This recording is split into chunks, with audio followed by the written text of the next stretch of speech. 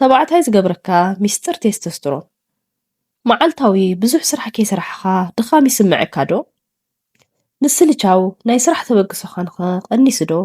ኣብ ናይ መራባሕ ኣካልካን ጾታዊ ርክብ ብቕዓትካን ከ ካብቲ ዝነበሮ ወሪዱ ዶ? ኣብ ስጋዊ ርክብ ተሎ ምውዳእን ተሎ ምድካምን ከ የጋጥመካ ዶ? ኣብዚ ቪድዮ ተባዕታይ ዝገብረካን ወዲ ዘሽትተካን ሓደ ዓብዪ ሚስጥር ሆርሞን ወዲ ተባዕታይ ኢና ክንርኢ። ኣብዛ ውስን ደቂቓ ቪድዮ ቴስቶስትሮን ንወዲ ተባዕታይ ሓይሉ፣ ጭዋድኡ፣ ድልየቱን ተበግስኡን ተኣማንነቱን ዝውስን ሆርሞን ከም ዝኾነ እውን ክንርኢ ኢና። ከመይ ካብ ሰውነቱ ከም ዝውሕድን ንኸይውሕድ እንታይ ክገብር ኣለዎን ብሰፊሑ እውን ክንዝቲ ኢና። ነዚ ቻነል ሳብስክራይብ ብምግባር ቤተሰብ ሁኑ። ነዚ ቪድዮ ሼር፣ ላይክ ብምግባር ድማ ናብ ካልኦት ንኽበፅሕ ንግበር።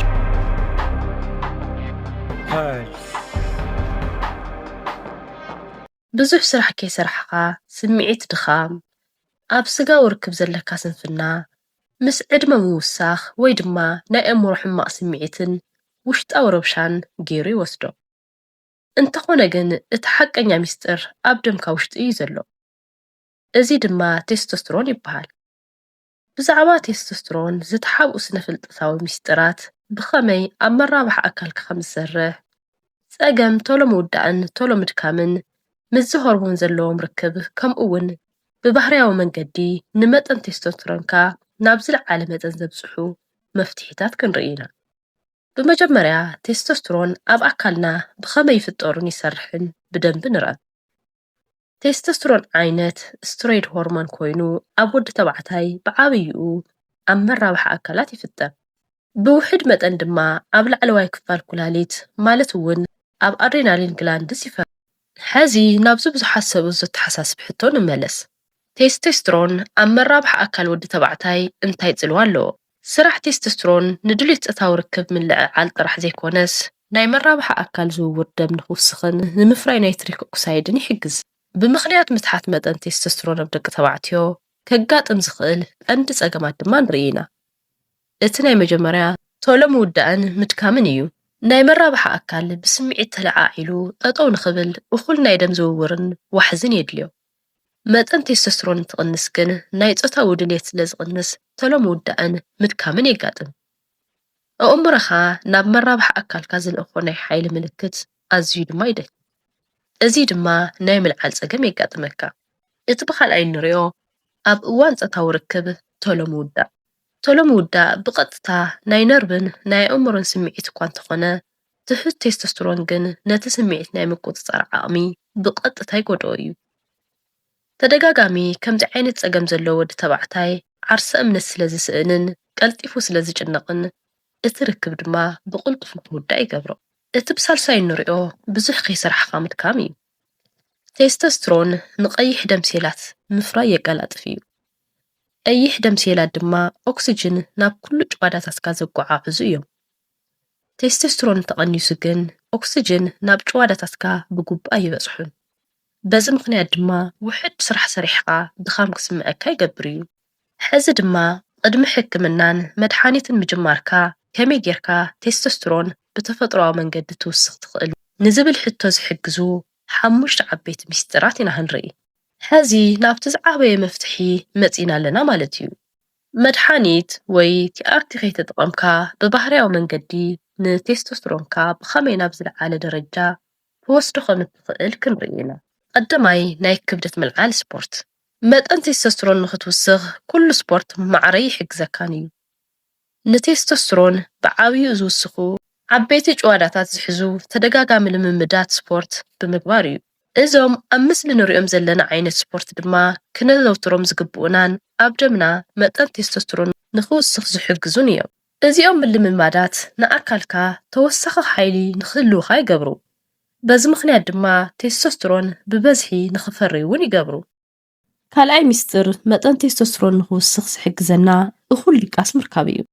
ቴስቶስትሮን ብበዝሒ ዝፈሪ ኣብ ከውታ ድቃስ እንከለኻ እዩ። ለይቲ ካብ 6 እስካብ 9 ሰዓታት ዘይድቅስ ወዲ ተባዕታይ ናይ ቴስቶስትሮን መጠኑ ካብ 15% ክሳብ 40% ክወርድ ይኽእል እዩ። ስለዚ መጠን ቴስቶስትሮን ክውስኸልካ እንተደሊኻ ድቃስ ኣብ ለይቲ ክህልወካ ይምከር። እቲ መበል ሳልሳይ ንሪኦ ሚስጥር ድማ ኣብ ሰውነትካ ቴስቶስትሮን ክንቀሳቐሰልካ ዝኽእል ዝተስተኻኸለ መጠን ስብሕን ኮሌስትሮልን ክህልወካ ይምከር። ቴስቶስትሮን ዝስራሕ ውስን መጠን ካብ ኮሌስትሮል እዩ። ስለዚ እኹል መጠን ቴስቶስትሮን ንክህልወካ መጠን ኮሌስትሮልካ ዘስተኻኽሉ ምግብታት ምዝውታር ግድን ይብለካ እዩ። ስለዚ እንቋቑሖ ብፍላይ ድማ እቲ ብጫ ክፋል እንቋቑሖ፣ ኣቮካዶ ጁስ፣ ዓሳን ዘይቲ ዓሳን ክትዘውትር እንትግበአካ ከም ዝተጠበሱን ዕሹጋትን ስኳር ዝበዝሖም ምግብታት ድማ ንመጠን ቴስቶስትሮን ስቕሊ ዝቕንሱ ክትቅንስ ወይ እውን ክተወግድ ይምከር። እቲ መበል 4ይ ሚስጥር ቫይታሚን ዲ3ን ዚንክን ዝበዝሖ ምግብታት ምዝውታር እዩ። ቫይታሚን ዲ3 ከም ሆርሞን እዩ ዝሰርሕ። መዓልታዊ ን15 ክሳብ 20 ደቂቓ ንፀሓይ ምጽላው ወይ ቫይታሚን ዲ3 ሳፕሊመንት ምውሳድ ቴስቶስትሮንካ ንኽውስኽ ይሕግዝ እዩ። እቲ ካልእ ባታ ዚንክ እዩ። ዚንክ ኣብ መራብሒ ኣካልካ ዘለው ሴላት ቴስቶስትሮን ንኽነቓቓሕ ይሕግዝ። ስለዚ ዚንክ ሳፕሊመንትን ዚንክ ዝሓዙ ምግብታት ምዝውታርን መጠን ቴስቶስትሮን ንኽውስኽ ይሕግዝ። እቲ 5ይ ሚስጥር ድማ ኮርቲሶል እዩ። ኮርቲሶል ናይ ጭንቀት ሆርሞን እዩ። ኮርቲሶል ኣብ ደምካ እንተደኣ ወሲኹ ቴስቶስትሮን ብቐጥታ ይወርድ። ጭንቀት ምቕናስ፣ ናይ እምሮ ዕረፍቲ ምውሳድ ኣዝዩ ኣገዳሲ እዩ። ሕዚ ንሪኦ ድማ ንቴስቶስትሮን ዘጥፍኡ 3 ዓበይቲ ጸላእቲ ሰውነትካ እዮም። እዞም ዝስዕቡ 3 ነገራት ካብ ኣነባብራኻ እንተዘይኣሊኻዮም ዋላ ስፖርት ተሰርሕኻ ቴስቶስትሮንካ ክውስኽ ኣይኽእልን። ኣብ ላዕሊ ከም ዝረአናዮ እቲ ኣብ ቅድሚት ዝስራዕ ካብ ዕለታዊ ንጥፈታትካ ክትኣልዮ ዘለካ ዕሹጉን ዝተቐነባበረን ስኳር ዝበዝሖ ምግብታትን መስተታትን ምዝውታር እዩ። ስኳር ኣብ ደምካ ናይ ኢንሱሊን መጠን ብምውሳኽ ቴስቶስትሮን ብ25% ብቁልጡፍ ስለ ዘውርዶ እዩ ክተወግዶ ዘለካ። እቲ ካልኣይ ልዑል ኣልኮል ምስታይ እዩ። ኣልኮል ንዓቕሚ ሕቖታት ብቐጥታ ብምጉዳእ ቴስቶስትሮን ምፍራይ ይቐንሶ። እቲ ሳልሳይ ድማ ኣብ ሱስ ዓርሰ ምርካዕ ወይ እውን ማስተርቤሽን እንተሃሊኻ እውን እቲ ቀንዲ ጸላእ ሰውነትካን ምንጪ ድኻምካን ስለ ዝኾነ ብልዑል መጠን ኣብ ውሽጥኻ ዘሎ ጉልበትካ ጥራሕ ዘይኮነስ ኣብ ደምካ ዘሎ መጠን ቴስቶስትሮን እውን ቅንስ እዩ ዘቀላጥፎ። ክቡራት ተኸታተልቲ፣ ቴስቶስትሮን ምውሳኽ ናይ ሓደ መዓልቲ ወይ ናይ ሓደ ሕቡእ መድሓኒት ጉዳይ ኣይኮነን። እዚ ናይ መዓልታዊ ኣነባብራኻ፣ ናይ ምግቢ ኣመጋግባኻን ናይ ስፖርት ልምድኻን ውፅኢት እዩ። ሎሚ መዓልቲ ካብዞም ዝረአናዮም 5 ምስጥራት ሓደ ወይ 2 ብምሕራይ ምግብን ስፖርትን ምጅማር ትኽእል ኢኻ። ውፅኢቱ ድማ ኣብ ውሽጢ ውሕዳት ሰሙናት ኣብ ሓይልኻ፣ ኣብ ኣእሙሮኻን ኣብ ፆታዊ ብቕዓትካን ክትሪኦ ኢኻ። ንኸምዚኦም ዝበሉ ብሳይንስ ተደገፉ ናይ ጥዕና ሓበሬታ ንክበፅሐኩም ቻነልና ሳብስክራይብ ብምግባር ናይ ደወል ምልክት ብምንካእ ቶሎ ንክበፅሐኩም ግበሩ። ብጣዕሚ የቐኒየለይ ጥዕና ዘለዎ ተባዕታይነት ይምንየልኩም። ሰናይ መዓልቲ።